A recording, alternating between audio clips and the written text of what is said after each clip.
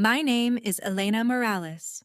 I'm 34, and 3 days before I buried my daughter, my brother called me to say he had moved his housewarming party to the exact same Saturday as her funeral because his vendors were already booked and he wasn't going to rearrange a milestone over a minor event. I remember gripping my phone so hard my hand cramped. I asked him to repeat himself because there was no way a person who shared my blood had just called my child's funeral a minor event. He let out this irritated breath, like I was the one making life difficult, and told me I needed to stop weaponizing grief against the family every time something good happened to someone else. He said his new house had taken years of planning. Deposits were non-refundable, guests had flights, photographers were locked in, and if I insisted on being emotional, that was on me. I told him my daughter had been dead for less than 12 hours. He said, "And I'm sorry, Elena, but life doesn't freeze because you want it to." Then he added the part that split something open inside me. "Mom and Dad agree you're turning this into a bigger deal than it needs to be." I didn't scream. I didn't beg. I just asked one question. "So all of you are really choosing a pool party over standing beside me while I bury my little girl?" He went quiet for one beat, then said, flat as weather, "When you say it like that, you make everybody sound bad." That was when I understood this wasn't confusion. It was a decision. Before I tell you what he said when I hung up, and what happened after my family chose his house over my daughter, tell me, what time is it where you are right now? And where are you watching from? I want to know how far this story travels before it reaches people who still understand what loyalty is supposed to look like. My daughter's name was Lily. She was 4 years old, and for 8 months my whole life had been measured in scan results, oxygen numbers, pediatric oncology consults, and the tiny brave things she did that made grown adults step into hallways so they could cry where she wouldn't see them. I was a pediatric nurse at a community clinic in Denver, which meant I understood just enough medicine to know exactly how bad it was when the doctors stopped using hopeful language. Lily had stage 4 neuroblastoma. We had done the surgery, the chemotherapy, the clinical trial, the blood draws, the fevers at 2 in the morning, the stuffed rabbit that went everywhere with us, the songs I sang in a whisper when she couldn't sleep. Her father, Marcus, lived in Portland after our divorce, and he came when he could. But for the final stretch it was mostly me, a hospital recliner, and a little girl who kept asking whether the park swings would still be there when she got better. Ryan knew all of this. My parents knew all of this. My mother, Janet, sent heart emojis and Bible verses. My father, Tom, called every other week with the same stiff voice people use when they don't want grief to stain their schedule. Ryan visited once in 6 months and spent most of that visit complaining about garage parking and how depressing children's hospitals were. Then Lily died on a Monday morning just after sunrise with her hand in mine and my forehead pressed to hers. By Tuesday evening, the funeral home told me the earliest service slot they could give us was Saturday, June 15th. I called my parents first because some stupid, wounded part of me still thought blood might wake up when tragedy got this absolute. My mother went silent, then said, "Oh no, sweetheart, that's Ryan's party day." Not will be there. Not will change everything. Party day. I called Ryan next because I wanted to give him the chance to sound human. He didn't take it. He texted. He said he was sorry for my loss, but he had more than 90 confirmed guests, a taco cart, a bartender, a real estate videographer, and a lender friend flying in from Phoenix. Then he wrote, "Try not to make a permanent family fracture out of a scheduling issue." I stared at that sentence until the words stopped looking real. A scheduling issue. My daughter was in a refrigerated room at a funeral home in Denver, and my brother was talking to me like I wanted to reschedule a brunch. The next morning, my father called and used the same tone he used when explaining taxes to me as a teenager. He said Ryan had put too much money into the event to move it, and since Lily was already at peace, maybe I could push the funeral 1 week so the family could show up properly. I asked him if he hurt himself. He told me grief was making me unfair. My mother got on the line and said, "Please don't punish all of us, because your brother is finally having a happy moment." A happy moment. My child's funeral was apparently an obstacle to someone else's happiness. I told them not to come. I told them to stay with Ryan, toast his granite countertops, do whatever people do when they decide comfort matters more than love. The funeral was small. Marcus came. My best friend Julia came, still wearing her hospital badge because she had left her shift early to make it. My clinic director came. Lily's preschool teacher sobbed through the whole service. I stood beside a tiny white casket and said goodbye to the only person who had ever made me feel like my life had a center. My parents were not there. My brother was not there. At 2:17 p.m. after the burial, I sat alone on my apartment floor in Lily's room and did something I am not proud of, but will never regret. I unblocked my family. Ryan's social media was full of sunlight and string lights and catered trays and people laughing with drinks beside his new backyard pool. My mother had posted a photo hugging him under a balloon arch with the caption, "So proud of my son and this beautiful new chapter." My father had commented, "Hard work rewarded, family wins again." One of Ryan's stories showed him clinking glasses while a singer with a guitar played in the background. The timestamp on that video overlapped almost exactly with the moment I had thrown the first handful of dirt onto Lily's coffin. I watched it twice. Then I saw one more thing, a branded step and repeat banner near the bar with Ryan's company logo on it, Medcore Bridge Solutions. And suddenly, I remembered an email he had sent me months earlier asking me to look over some pediatric workflow slides because he wanted my nurse perspective before a major rollout. I had never answered because Lily had spiked a fever that same night. I went to my archived inbox and opened it. Ryan was a regional sales director for Medcore Bridge Solutions, a health tech company that sold patient intake and medication coordination software to clinics and specialty practices across Colorado, Arizona, and Texas. In the family mythology, he was the star, confident, polished, 6 figures before 32, always in loafers too expensive for the life he pretended was effortless. What the family never understood about being the quiet one is that people stop performing for you. They assume you're harmless. They assume you don't notice patterns. I opened the old attachment and my chest went cold. In a slide deck Ryan had sent to hospital administrators, there was a page titled "Clinical Confidence in Pediatric Settings," and under it was a quote attributed to me. "As a pediatric nurse, I've seen how Medcore reduces medication delays and protects vulnerable children." I had never written that. I had never approved that. I had barely seen the product. But there was my full name beneath it, along with a cropped version of my LinkedIn headshot.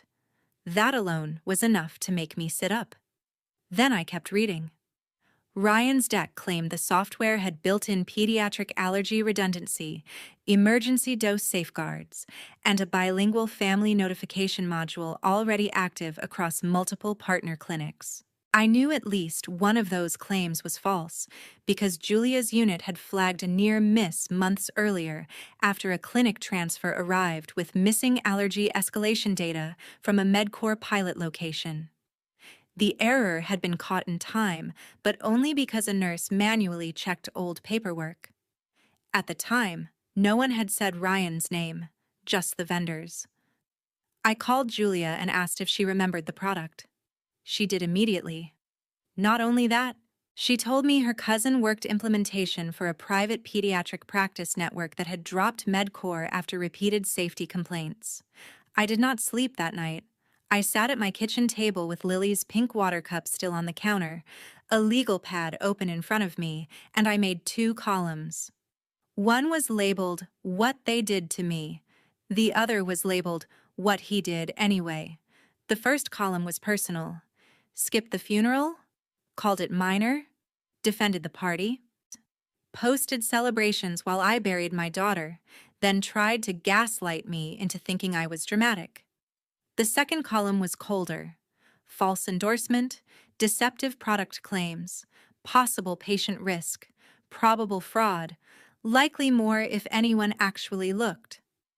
By dawn, the second column mattered more, not because I had stopped being a mother, but because I realized Ryan had not just chosen vanity over my child. He had built his entire shiny life the same way, on charm, pressure, and the assumption that consequences were for other people. Over the next 10 days, I kept functioning in public and unraveling in private. I went back to work. I checked vitals, returned parent calls, smiled at toddlers, and charted like my hands weren't shaking under the desk. Then I went home and investigated my own brother. Julia connected me with her cousin Andrea, a nurse informatics manager who had documented repeated vendor misrepresentations during a Medcore sales process. Andrea would not give me protected patient information, and I didn't ask for it. What she did give me were dates, public meeting notes, copies of marketing claims, and the name of a compliance officer who had quietly left the company after clashing with leadership over aggressive sales culture. Another contact from my clinic sent me a screenshot of Ryan boasting in a now-deleted LinkedIn post about 3 pediatric contracts closed in 1 quarter thanks to bold leadership and creative positioning. Creative positioning. I started saving everything. Public posts, archived decks, screenshots of my forged endorsement, texts Ryan had sent me months earlier saying, "I used your quote because it sounds real coming from someone who actually works with sick kids." I had missed that message when Lily was in intensive care. Reading it later made my hands go numb. He hadn't just used my profession. He had used my daughter's illness-adjacent world as texture for his sales pitch. The breaking point came when my mother called from an unknown number and told me I needed to stop sulking because Ryan's housewarming had been the first nice day this family had in months. I asked her if she remembered what time Lily was buried. She got annoyed and said, "Why do you keep trying to make us relive the date?" I hung up, sat on the kitchen floor, and laughed until I scared myself. That was the exact moment something hardened into clarity. I wasn't going to scream at them. I wasn't going to post vague quotes online. I wasn't going to chase apologies from people who only understood loss when it happened to them. I was going to tell the truth in a room where truth had consequences. I contacted a healthcare fraud attorney named Sloan Mercer, no relation, who specialized in compliance retaliation and whistleblower cases.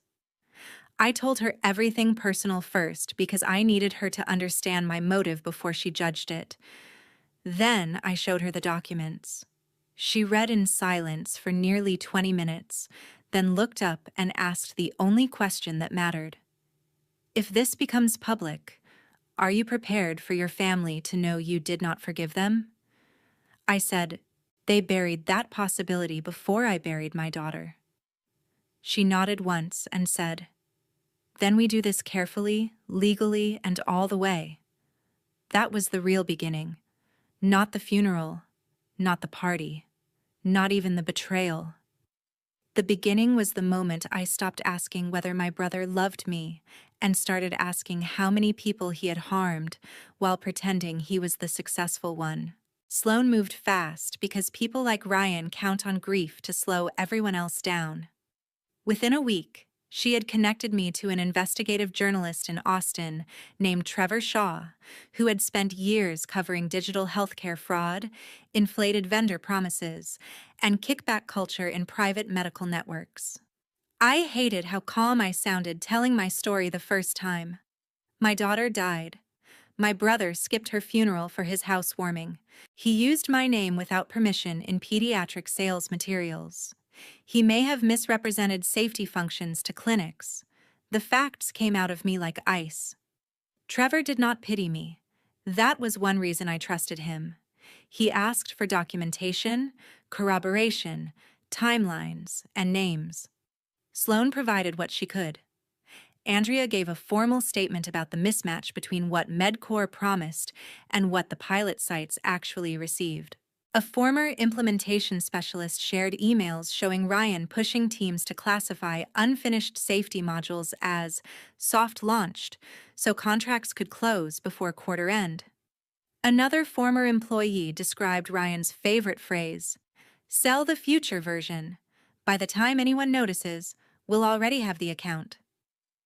Trevor found 2 more sources on his own, including a clinic administrator in Tucson and a billing manager in Colorado Springs, both willing to discuss deceptive sales assurances if their lawyers approved. Meanwhile, I kept working and pretending my life had not narrowed into 2 tracks, caring for sick children in daylight, building the collapse of my brother's life at night. Ryan and my parents, of course, were busy playing their own version of reality. They started calling relatives to say I was unstable from grief. My mother told my aunt I was spiraling and lashing out because I couldn't accept that the world kept moving. Ryan told cousins I was furious he refused to postpone a 6-figure event over a scheduling overlap nobody could control. He used that phrase more than once, scheduling overlap, as if the funeral had accidentally landed on the same afternoon as a car wash. As if my child were an inconvenience on a calendar. 3 weeks after the funeral, Ryan left me a voicemail so polished it sounded rehearsed. He said he hated the distance between us, wanted healing, and hoped I would not do anything dramatic that could hurt our parents, because Dad was under stress and Mom was barely sleeping. The message almost worked for half a second. Then I listened to the part where he said, "We all lost Lily in our own way." No, they didn't. They lost the version of themselves that got to feel decent without earning it. I lost my daughter. Trevor spent a month verifying everything. While he worked, Sloan filed formal notices with MedCorps' legal department, the state attorney general's healthcare fraud unit, and the compliance office of a major hospital group that Ryan had bragged about courting.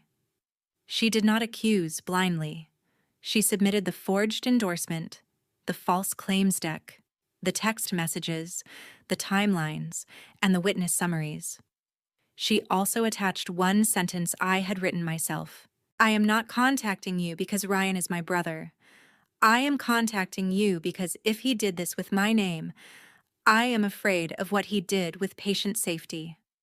That line ended up mattering more than I expected. On a Thursday afternoon, Trevor called and told me the article was ready. "Once this runs," he said, "MedCorps won't be able to treat it like an HR misunderstanding." I said, "Good." He waited a beat and added, "There's one more thing. We found loan records." Oh, Ryan had bought his Scottsdale house with an aggressive mortgage package that depended on future commission projections, a company verification letter, and a parental cash gift that looked suspiciously like money my parents pulled from a home equity line on their retirement condo. In other words, the housewarming party had been thrown inside a financial structure held together by bonus promises and vanity. If Ryan lost his job or commissions, the house would not last. Neither would my parents' savings. Trevor asked whether I wanted my family angle included in the first story. I said no, not yet. I wanted the fraud to stand on its own. I wanted Ryan ruined first by the truth he thought he could outrun. Then I would decide what came next. The article published at 6:12 a.m. on a Monday. By 6:20, MedCorps employees were reading it in parking lots and forwarding it in Slack screenshots. By 7:03, Ryan had called me 9 times. By 7:17, MedCorps placed him on administrative leave. By 8:14, panic started. That phrase is not a metaphor. I know because I watched it happen in real time through the broken rhythm of voicemails piling into my blocked folder. Ryan went from angry to pleading in under 2 hours. First, he called me a vindictive psychopath. Then he demanded to know how I had gotten private documents. Then he insisted none of it would stick because everybody in health tech oversells. By noon, his tone changed again. He was suddenly my brother. My little girl bike rides brother. My Christmas morning brother. My please pick up this is getting out of hand brother. I did not answer. Medcor released a statement that evening announcing an independent investigation into sales misconduct, vendor misrepresentation, and unauthorized testimonial usage. Ryan's photo vanished from the company website before dinner. By the next morning, a local Phoenix business reporter had picked up the story because one of Medcor's investors was Arizona-based. Then a Denver station called Sloan for comment. Then, a national healthcare trade publication ran a headline about pediatric claims scrutiny. The beautiful house Ryan had posted from every angle was suddenly in the background of news vans. Neighbors began asking questions. His lender flagged the mortgage for income and employment re-verification. My father called the clinic pretending it was a family emergency. I stepped into an empty consult room and answered, because I wanted to hear what accountability sounded like in his mouth. He went straight to outrage. "What have you done?" I said, told the truth. He said Ryan had worked too hard for that house to be destroyed by my grief tantrum. I repeated that phrase back to him. Grief tantrum. So he could hear it with his own ears. He backtracked immediately, said that wasn't what he meant, said we were family, said I should have come to them first. I asked, the same family that chose his appetizers over Lily's funeral? He snapped that I was obsessed with weaponizing one date, as if June 15th were just a square on paper and not the day I lowered my daughter into the ground while they passed around margaritas. I hung up and went back to work because children with asthma and ear infections and fevers do not care that your life is burning down. That night, Ryan showed up outside my apartment building in Scottsdale. No. In Denver? Better keep consistent. He showed up outside my Denver apartment building unannounced, having apparently taken the first flight he could get. He buzzed until my downstairs neighbor threatened to call police. I watched him through the security camera Julia had convinced me to install after Lily died. He looked terrible. Expensive shirt wrinkled, jaw unshaven, eyes blown wide with the first real fear I had ever seen on his face. "Elena, please," he said into the intercom. "I can explain every single thing in that article. You know how this industry is. People use names all the time. The safety stuff was product delay, not fraud. Please open the door before this gets worse." I pressed the speaker button and said, "Worse for who?" He started crying. Not movie crying, not even remorse. Panic crying. "Dad took out money for me. Mom is freaking out. My lender froze the house. If this keeps going, I lose everything." And there it was. Not Lily. Not the funeral. Not what he had done. Everything he might lose. I said, "You should have thought of that before you decided my child's funeral was a scheduling issue." Then I disconnected the intercom and watched him stand there in silence for a long time, staring at the door like it had betrayed him personally. The first article destroyed Ryan's career. The second one destroyed the family story. It happened because Ryan was incapable of staying quiet. A month after the investigation started, he gave a quote through a lawyer saying he believed the allegations were driven by a private family grievance maliciously reframed as compliance concern. Trevor called and asked whether I wanted to respond. I said yes, but not with a statement. I sent him screenshots, the party photos, the timestamps, my mother hugging Ryan under the balloon arch while I was at the graveside, my father's "family wins again" comment, the text where Ryan told me not to make a permanent fracture out of a scheduling issue, the voicemail from my father suggesting I move Lily's funeral by a week. Trevor did what professionals do when you hand them a loaded truth.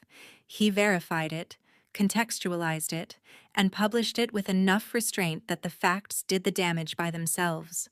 The follow-up piece ran with a headline so clean it almost sounded polite. Whistleblower says brother skipped daughter's funeral for housewarming before fraud inquiry began. That article went everywhere the first one hadn't. Not just healthcare circles, parenting forums, grief groups, local TV, radio call-ins, lifestyle sites that thrive on public moral horror. Suddenly, the issue wasn't just whether Ryan had misled clinics. It was what kind of man moves a party onto the day of his niece's funeral, then tells the mother she's overreacting. Public sympathy vanished like a trap door opening. The same relatives who had told me to be the bigger person stopped returning my parents' calls. People from my mother's church in Scottsdale quietly removed her from volunteer committees. My father's retirement golf friends stopped inviting him. Ryan's neighbors complained to the HOA about media presence and disruptive reputational issues, which sounded ridiculous until you understand how seriously people in those neighborhoods take embarrassment. MedCorp terminated Ryan for cause 6 weeks after the initial story. Their internal review found misrepresented functionality, unauthorized use of clinical credibility, improper pressure tactics during contracting, and commission-linked deception. They denied knowledge of all of it and threw him overboard with corporate efficiency. State regulators opened a formal inquiry. The hospital group that had been considering expansion with MedCorp suspended the deal. Ryan's lender accelerated the review on his mortgage package. Since his income verification now depended on a job he no longer had and projected bonuses that would never materialize, the financing structure collapsed. Eek! My parents had guaranteed part of the down payment bridge through a credit line tied to their condo. When Ryan defaulted on carrying costs, that burden rolled downhill exactly where it always had. To the people who spent his whole life teaching him someone else would clean up after him. My mother called from a new number and sobbed so hard I could barely understand her. "We're going to lose the condo," she said. "Your father says we may have to sell before the bank forces it. Ryan has attorneys. We've already paid tens of thousands. We're old, Elena. Please. This has gone far enough." I stood in my kitchen holding a mug of tea I never drank and said, "It went far enough when you chose him over Lily." She snapped then, grief giving way to anger the way it often does in selfish people. "You act like we killed her." I said, "No, I act like you abandoned me while I buried her." She started saying they had made a mistake, just one mistake, and I cut her off. "No, a mistake is getting a date wrong. You all defended it after, repeatedly. You watched me grieve and decided your comfort mattered more." Then I hung up because hearing her cry no longer did anything except waste minutes of my life. 3 days later, Ryan's wife— yes, I hadn't even bothered to mention his wife yet because that's how peripheral she had always seemed in our family circus— filed for separation. Her name was Chloe, and she had spent years smiling through Ryan's performances because the performances came with vacations and gift bags and a polished life. But bad press, fraud allegations, and a collapsing mortgage exposed the truth fast. She released a statement through her own attorney, clarifying she had not been involved in any business misconduct and had not known the date conflict involved a child's funeral. That one sentence landed like a brick. She had not even known the full story of the party date. Ryan had sold even that to his own wife as some overdramatic feud with me. By then, he was calling everyone— cousins, family friends, former classmates, even Marcus, Lily's father, which was a mistake so stupid I almost admired it. Marcus called me afterward and said, "Your brother tried to tell me you were destroying the family. I told him he destroyed it the day he made you bury our daughter without them." We had not sounded that united in years. It mattered anyway. The house went first. Not immediately, but publicly enough to be humiliating.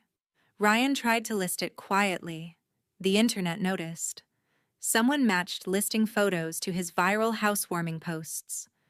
The comments were brutal. He cut the price twice. No one cared.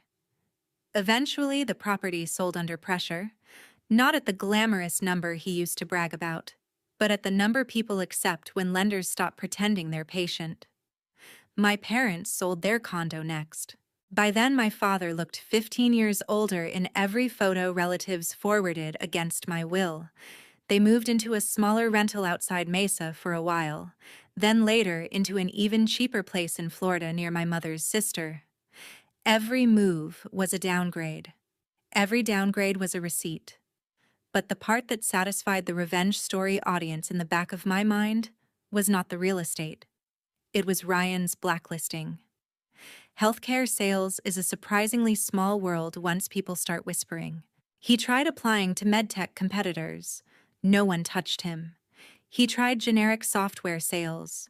Recruiters Googled him. He tried a consulting rebrand on LinkedIn.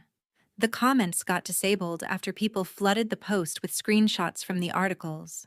He ended up driving for a rideshare app for a while under a shortened version of his name. One night, Julia sent me a blurry photo from a coworker who had ordered a ride from the airport and recognized him. He was wearing a cheap polo and looking straight ahead with the dead concentration of someone trying not to be recognized. I stared at that photo for a long time. The golden child, the man whose party had mattered more than my daughter's funeral, now taking strangers to chain hotels in a car that smelled like loss. And still, that wasn't the end. Regulators referred part of the MedCorp case for deeper review because the problem was bigger than Ryan. He was not the only one overselling. He was just reckless enough to leave fingerprints everywhere. He became useful to prosecutors as the visible face of a broader pattern, which meant he could either fight and lose harder or cooperate and still lose plenty. He chose the plea path eventually, though that came later. Before that, there was one more moment I remember clearly. My father appeared at the clinic in person, not in uniform dignity, not in stern patriarch mode. Just a tired old man in a wrinkled polo, waiting in the lobby with a paper envelope in his lap. Security called me down because he refused to leave without giving it to me. Inside the envelope were printed photos of Lily my mother had apparently kept on her refrigerator. Halloween costume, third birthday. One from the hospital where she was asleep against my shoulder. My father said, "Your mother thought maybe you'd want these if you're still angry." I looked at him and said, "You think I don't have photos of my own child?" He flinched like I slapped him. Then he said the one sentence that told me he still did not understand anything. "We've suffered too, Elena." I took one breath, then another, and answered as evenly as I could. "Good." I walked away while he was still talking. That was the truth I had spent my whole life not saying. Good. Suffering had finally reached the people who had treated mine as background noise. Ryan's case never reached a dramatic trial because the evidence was too strong. He took a plea deal tied to fraud, deceptive healthcare sales practices, and unauthorized use of my name in clinical marketing. He avoided prison, but he lost far more than the job he had built his identity around. He was banned from working in healthcare sales, ordered to pay restitution, and left with a reputation toxic enough to follow him everywhere. My parents took the fall in their own way. The condo was gone. Their savings were gutted by legal fees, debt, and the cost of cleaning up Ryan's mess for the 100th and final time. When I saw all of them together one last time outside a mediation office in Phoenix, they looked like people who had finally realized consequences were real. Ryan tried to speak first. He said he knew he had been wrong about the date and about how everything happened. Even then, he could not fully say it. He could not say my daughter's funeral. He could not say Lily's name without shrinking from it. My mother cried. My father looked hollow. They wanted me to tell them the punishment had been enough. They wanted me to soften because they were finally hurting. But pain alone does not create understanding. It only proves they were never shielded forever. I signed what I had to sign and walked out. After that, the revenge was over, and the silence began. That was the part no one prepares you for. Once Ryan was ruined and my parents had lost everything they had chosen over me, I still woke up in the same apartment without Lily. I still heard hospital monitors in my dreams. I still reached for a life that no longer existed. Julia told me one night that I had spent so long building consequences for them that I no longer knew how to build anything for myself. She was right. So I started small. I went to grief support meetings. I wrote letters to Lily that no one would ever read. I volunteered with families going through pediatric cancer because helping them felt more honest than chasing the ashes of my family any further. I didn't forgive Ryan.